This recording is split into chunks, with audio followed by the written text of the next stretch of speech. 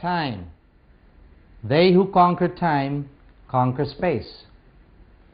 Management is about conquering time and space, using the optimum level of resources in the process. Let us scrutinize three very closely related concepts: organization, organizing, and business.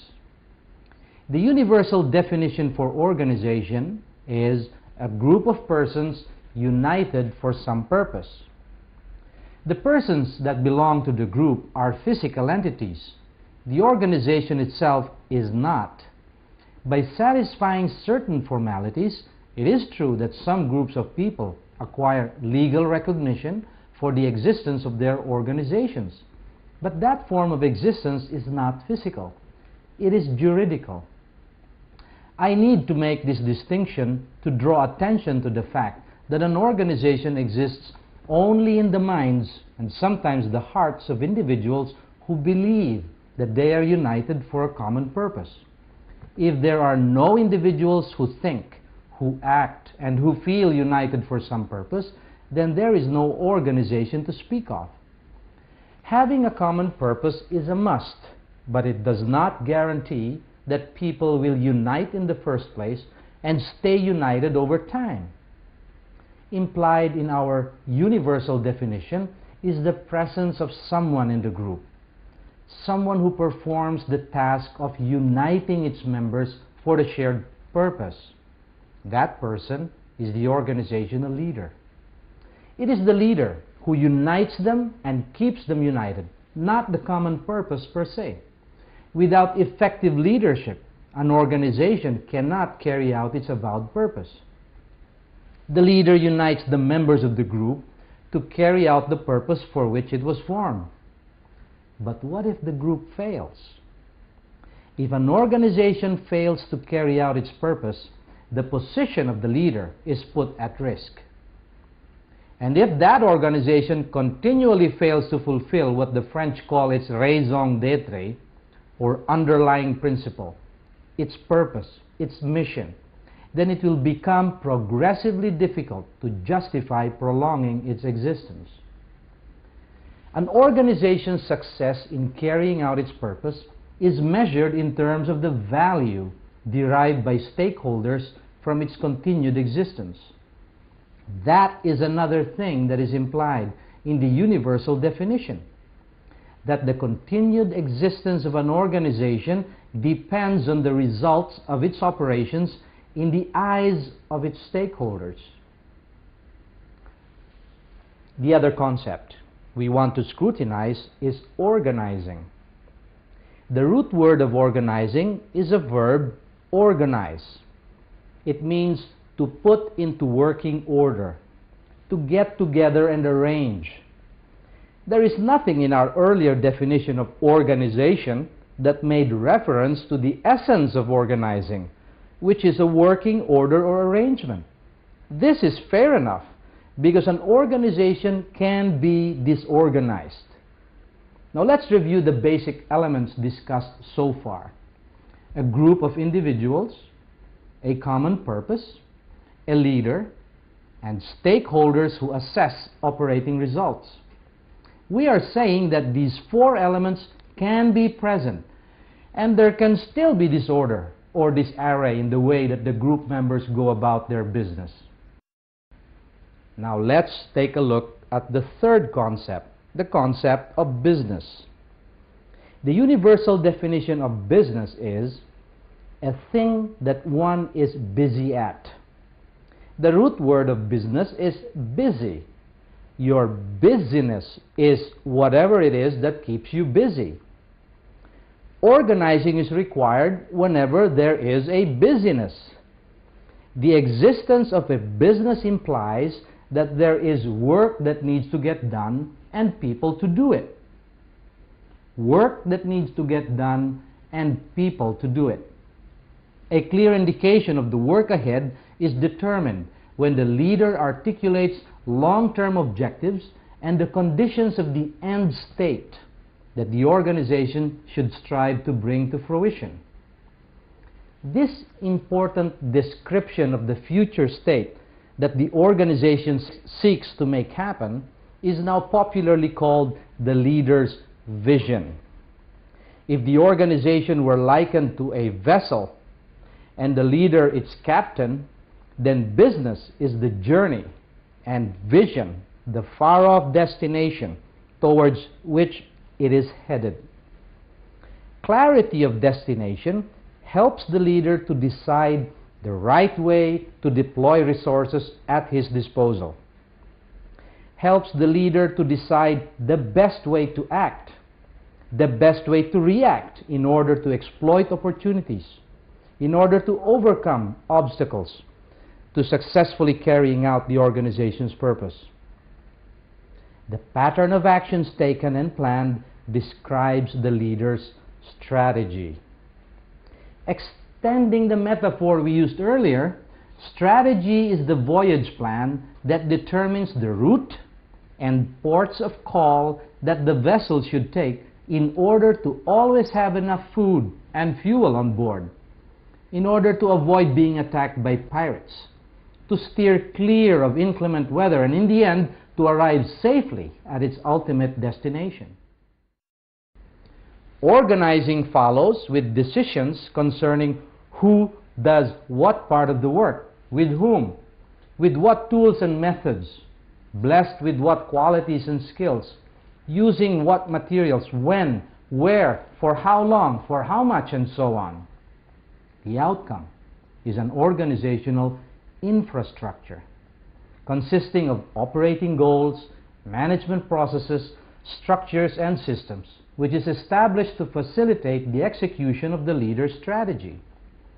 The words organization and business are listed as synonyms in the thesaurus. We often use them interchangeably in our daily speech. But to facilitate our analysis, we will highlight a subtle but important distinction between these two concepts.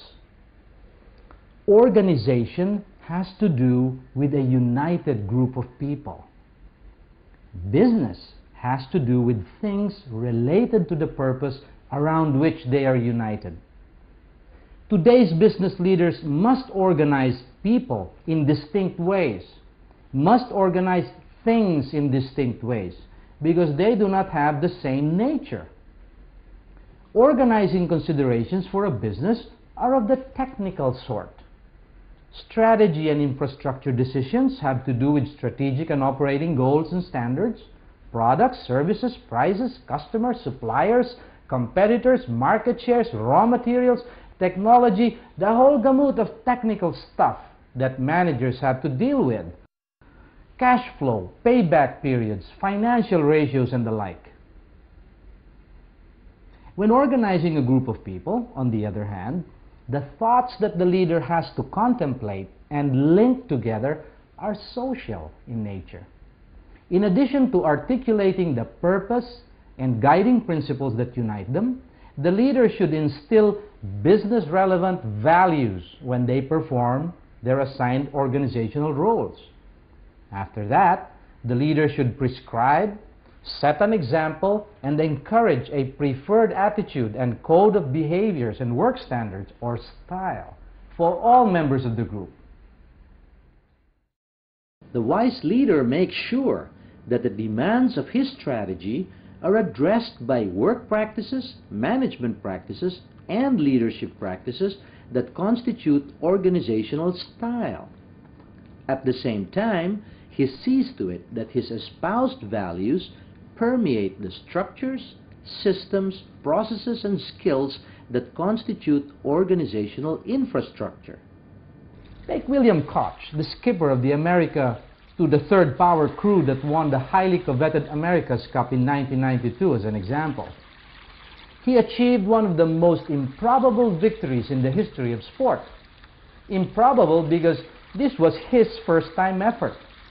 because the skipper had never been on an America's Cup yacht before, much less race one, and because the team had only 18 months to prepare a boat and crew, compared to as much as 3 years for some of the other competitors.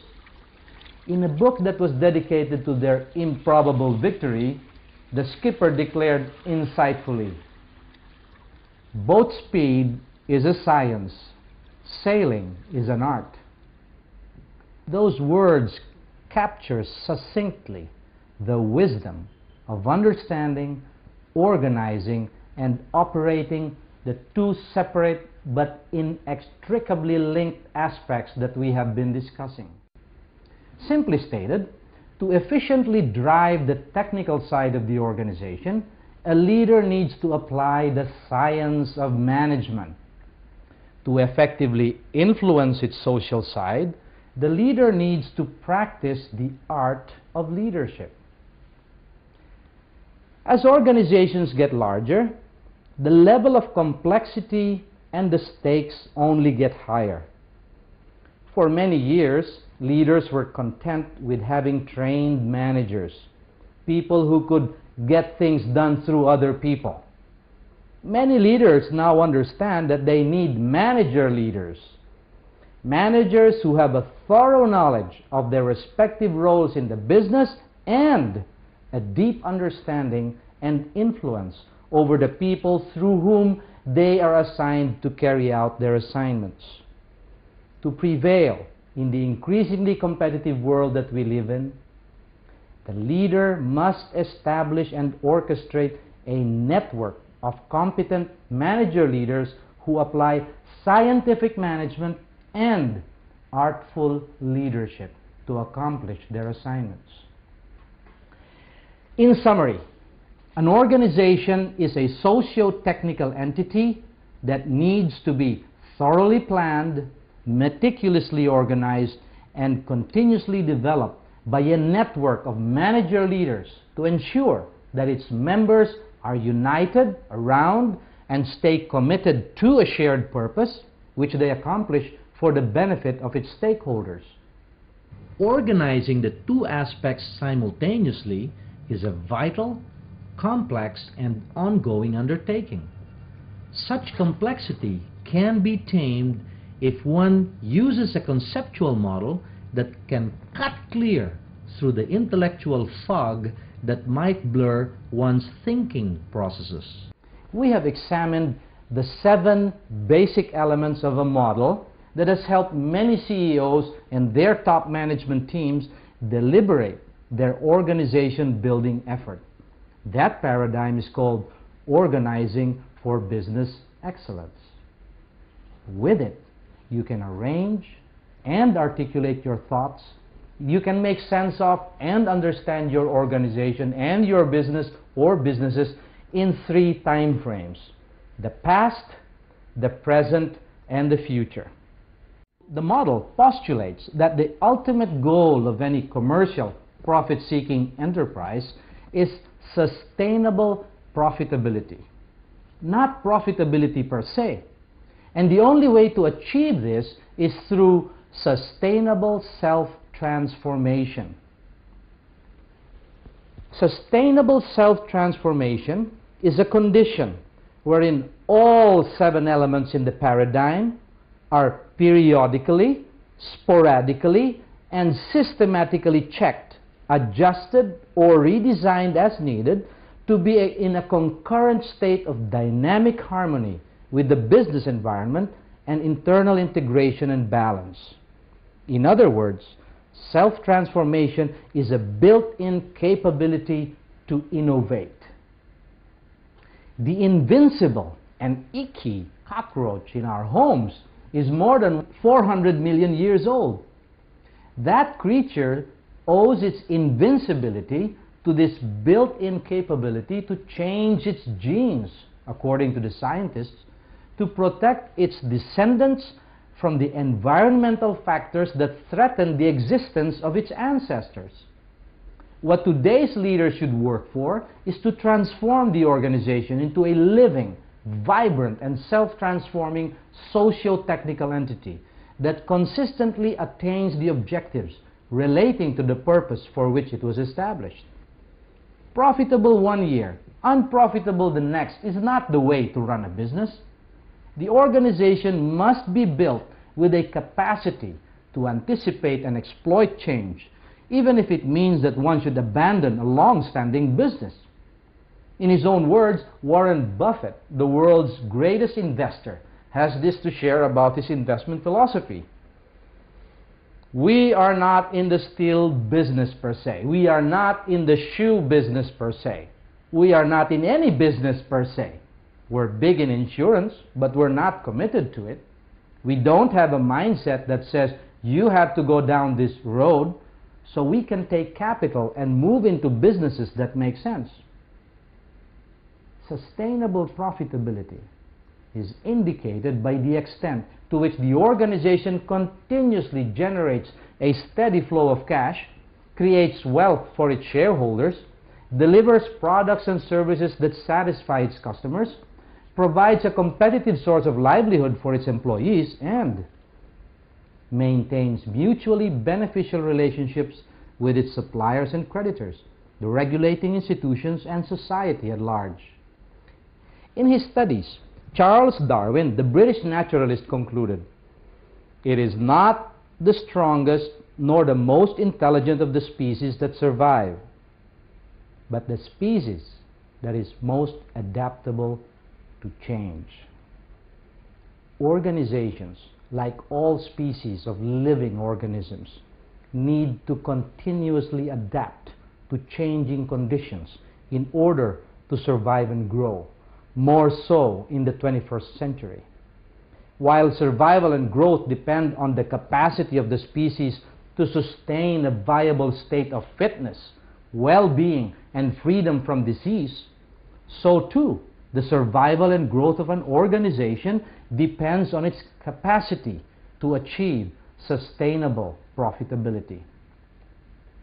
The only way that today's leader can build the capacity to innovate is to orchestrate her network of manager leaders so that they can take an active part in steering the technical and the social sides of the organization and contribute to the ongoing effort to articulate, to communicate, to analyze, to align and attune its 7 basic elements, even as they go about the performance of their routine duties.